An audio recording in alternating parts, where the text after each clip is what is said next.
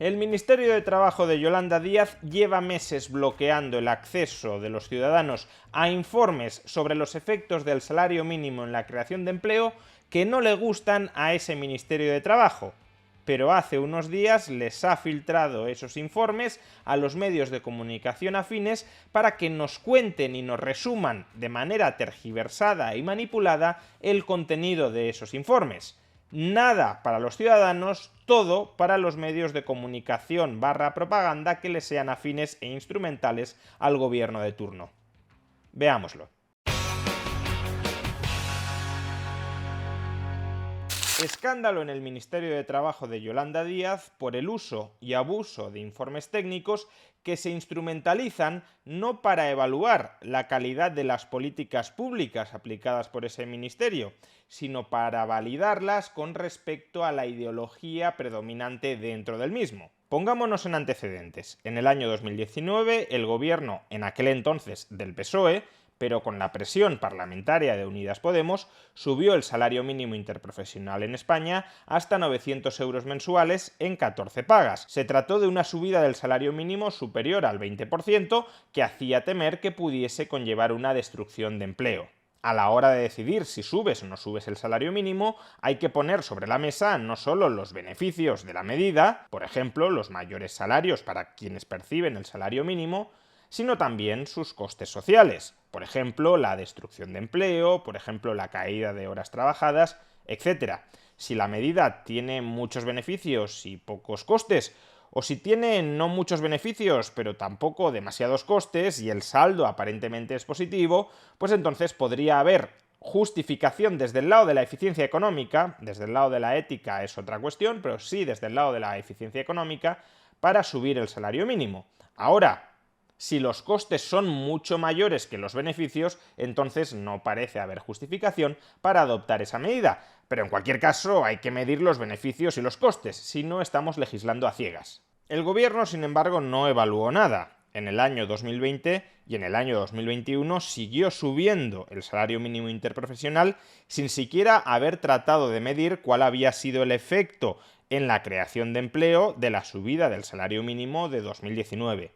Quien sí evaluó, sin embargo, los efectos de la subida del salario mínimo en 2019 fue el Banco de España. A mediados de 2021, el Banco de España publicó un informe de alta calidad técnica en el que indicaba que la pérdida de empleo, tanto por destrucción cuanto por empleo no creado en España como consecuencia de la subida del salario mínimo, había sido solo en el año 2019, no sabemos si en 2020 se corrigió este efecto o se agravó, había sido de hasta 170.000 personas. Es decir, que había en España 170.000 personas empleadas menos en 2019 de las que habría habido como consecuencia de la subida del salario mínimo interprofesional. Esta cifra es una cifra bastante alta que en gran medida contrarresta las supuestas bondades de subir el salario mínimo. Si subes el salario mínimo a mucha gente, pero a costa de condenar al desempleo a 170.000 personas, no está tan claro que los beneficios sociales superen los costes sociales. Y en todo caso, el ejercicio claramente propagandístico de que subir el salario mínimo interprofesional es un almuerzo gratuito, no conlleva ningún tipo de coste social, es un ejercicio de propaganda que se desmorona, que se hace añicos. Y justamente por eso, en los meses siguientes a la publicación de este informe del Banco de España, el Ministerio de Trabajo de Yolanda Díaz encargó un contrainforme a la Fundación ISEAC bajo la dirección de la economista Sara de la Rica.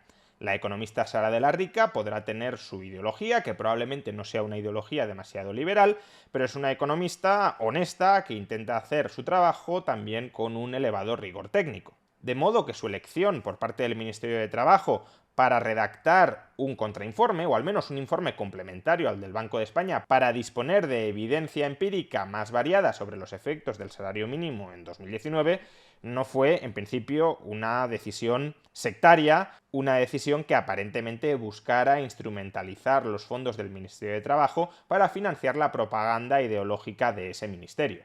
Sin embargo, ¿qué ocurrió a partir de aquí? Pues que la Fundación ISEAC, la economista Sara de la Rica y su equipo entregaron el informe que les había encargado el Ministerio de Trabajo sobre los efectos del salario mínimo en 2019, se lo entregaron al Ministerio en enero del año 2022. ¿Y qué hizo el Ministerio con ese informe? Pues básicamente guardarlo en un cajón.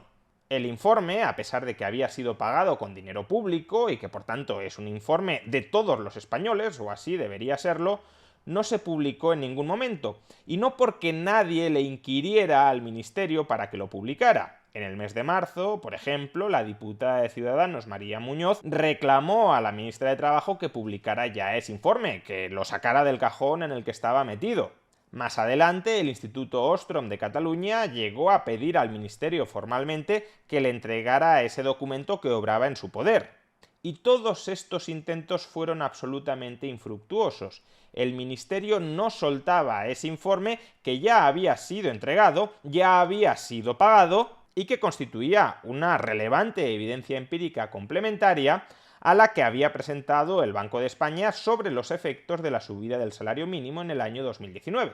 Concretamente, atención, el Ministerio de Trabajo alegó lo siguiente para denegarle el acceso a este informe sobre los efectos de la subida del salario mínimo interprofesional, que recordemos, el propio Ministerio había encargado y pagado. El Ministerio alegó lo siguiente al Instituto Ostrom para denegarles el acceso a este informe. Decía el Ministerio que el documento tiene la consideración de informe interno de carácter auxiliar y el acceso podría suponer un perjuicio para los intereses económicos y comerciales o afectar a la propiedad intelectual.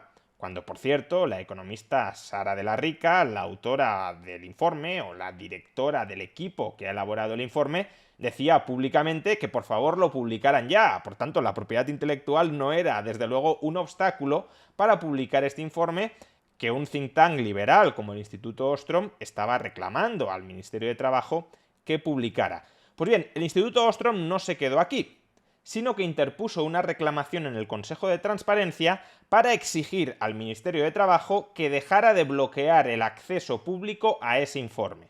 Esa reclamación se interpuso en abril del año 2022. Pues bien, en septiembre de 2022, el Consejo de Transparencia le dio la razón al Instituto Ostrom. El Consejo de Transparencia y Buen Gobierno le dio al Ministerio de Trabajo 10 días, a contar desde el 24 de septiembre, para que publicara de una vez ese informe que, repito, había encargado el propio Ministerio y había pagado el Gobierno con el dinero de todos los contribuyentes. Pues bien, a fecha de hoy, 8 de noviembre del año 2022, es decir, transcurridos algo más de 10 días desde el 24 de septiembre del año 2022, el Ministerio sigue sin publicar ese informe. El Ministerio, por tanto, no solo se está burlando de los ciudadanos, que son los que han pagado con su dinero ese informe, sino también de los propios organismos que crea el Estado para velar por el buen gobierno y por la transparencia de la que hacía gala este gobierno. Consejo de Transparencia y Buen Gobierno, publiquen el informe en 10 días. Ministerio de Trabajo, tururú. Y si todo esto ya resultara poco escandaloso, atención, ayer nos desayunamos con que el Ministerio de Trabajo ha filtrado ese informe cuyo acceso están bloqueando a todos los ciudadanos. Ese informe se lo ha filtrado a la prensa afín, se lo ha filtrado a la cadena SER y se lo ha filtrado al diario.es. Pero atención, no les ha filtrado únicamente ese informe, sino que, sorprendentemente, porque no teníamos ninguna noticia sobre ello, ese informe ha sido filtrado junto con otros dos informes. Otros dos informes que fueron encargados con posterioridad a la fecha de entrega del primer informe. Como no gustó mucho el resultado del primero, vamos a encargar otros a ver si refutan el informe que tenía a su vez que refutar el informe del Banco de España. Por tanto, el Gobierno a día de hoy sigue bloqueando el acceso a un informe que el Consejo de Transparencia le ha dicho que haga disponible para todos los ciudadanos, pero en cambio se lo filtra a la prensa afín, eso sí, junto con dos otros informes que en parte le enmiendan la plana al primero, que había sido encargado por el propio Ministerio de Trabajo. ¿Qué nos resume la prensa afín al Gobierno que cuentan estos informes a los que no tenemos acceso público nadie más? Y por tanto nos tenemos que creer esos resúmenes interesados y sesgados de la prensa afín al Gobierno. Pues lo que nos dice la prensa afín al Gobierno es que el primer informe, el informe de la Fundación ISEAC y de Sara de la Rica, Si bien encuentra muchas ventajas por la subida del salario mínimo interprofesional, también detecta que se dejaron de crear en el año 2019 hasta 29.000 empleos como consecuencia de la subida del salario mínimo. ¡Que cuidado! Si solo se hubiesen dejado de crear 29.000 empleos por la subida del salario mínimo de 2019, aparentemente el efecto no habría sido tan gravoso. No estamos hablando de los 170.000 hasta 170.000 que llega a detectar el Banco de España, sino de una cuantía apreciablemente menor. Por tanto, el Ministerio de Trabajo en principio no debería tener ningún problema con publicar ese informe y defender la subida del salario mínimo interprofesional. Sí, señores, se han perdido algunos puestos de trabajo, 30.000, pero el efecto de subir el salario mínimo a cientos de miles de trabajadores más que compensa esas potenciales pérdidas de empleo de 30.000 personas. Sería un argumento no irrazonable, sería un argumento relativamente sensato basado en buena evidencia empírica, distinta de la del Banco de España, pero en todo caso complementaria y aceptable. Por supuesto, estoy evaluando la calidad del trabajo sin haber tenido acceso a él, simplemente porque la trayectoria avala a la autora y, por tanto, previsiblemente ese informe estará bien hecho. Pero, de nuevo, deberíamos al menos poder verlo para comprobar qué problemas o limitaciones puede tener. Y eso el Ministerio lo sigue bloqueando. Pues bien, por un lado filtra los resultados de este informe que desde enero está bloqueando en el Ministerio, y por otro filtra los resultados de otros dos informes que fueron encargados con posterioridad a la entrega del primer informe. El Ministerio recibió el informe y dijo: uy, 29.000 empleos perdidos, no me gusta este resultado. El resultado ha de ser 0 empleos perdidos, porque si no, no puedo utilizar la propaganda más descarnada. Voy a encargar otros dos informes que no detecten ningún efecto sobre la destrucción de empleo. Y efectivamente, según nos cuenta la prensa afín al gobierno, a la que se le han filtrado los informes, bloqueando su acceso al mismo al resto de los ciudadanos, que son los que los han pagado, no la prensa afín, o no especialmente la prensa afín, sino el conjunto de los contribuyentes, según nos cuenta la prensa afín, esos otros dos informes no detectan ningún efecto adverso de la subida del salario mínimo sobre el empleo. Ahora bien, la pregunta que habría que efectuarse, y que no podemos responder porque no tenemos acceso a esos otros dos informes y porque la prensa afín al gobierno tampoco quiere responderla, es una muy sencilla.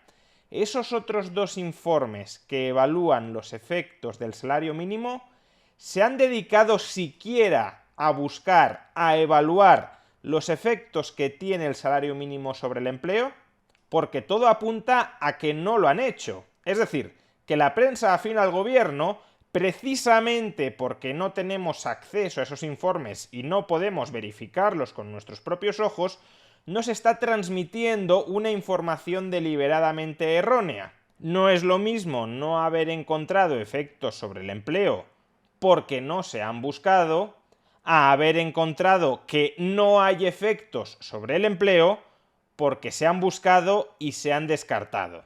Y ya digo, aunque no tenemos acceso a esos otros dos informes, porque están siendo igualmente bloqueados por el Ministerio de Trabajo para que no podamos verificar qué dicen y qué no dicen, todo apunta a que, a pesar de no tener acceso a esos otros dos informes, estos no se han dedicado a evaluar los efectos que tiene el salario mínimo sobre la creación o sobre la destrucción de empleo. Por tanto, no hayan efectos no porque hayan no efectos, no hayan efectos porque no los buscan.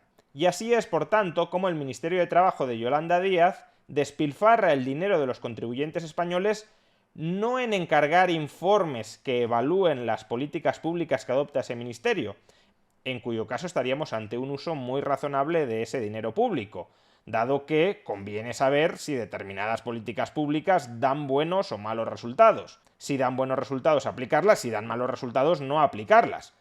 No se está gastando el dinero realmente en eso, se lo está gastando en recopilar informes que le permitan plantear una guerra propagandística a través de los medios de comunicación. Como los informes del Banco de España sí son públicos y sus mensajes también lo son, necesito tener un arsenal de informes cuyos titulares convenientemente manipulados pueda filtrar a la prensa afín para que ésta, cuando me interese, los haga públicos y desactive las conclusiones de otros informes como el del Banco de España que sí son públicos. Eso sí, sin que los demás podamos tener acceso a esos informes para que no podamos evaluar su calidad, o, como sucede con el informe de Sara de la Rica, para que no tengamos acceso a conclusiones que no le resultan convenientes al Ministerio de Trabajo. Por tanto, ya no es que el Ministerio de Trabajo haga caso omiso a la evidencia empírica, es que echa mano de la evidencia empírica para retorcerla, para distorsionarla, para deformarla, y a través de ese engendro informe en el que ha transformado la evidencia empírica, poder librar una guerra propagandística a costa del contribuyente. Es peor, por tanto, que hacer caso omiso a la evidencia empírica. Es entender que la evidencia solo me vale cuando valida mis dogmas y, por tanto, cuando me permite entablar una guerra propagandística a través de los medios de comunicación que me son afines. En definitiva, la ciencia no como herramienta para evaluar la calidad y los resultados de las políticas públicas, sino como arma arrojadiza para la propaganda política.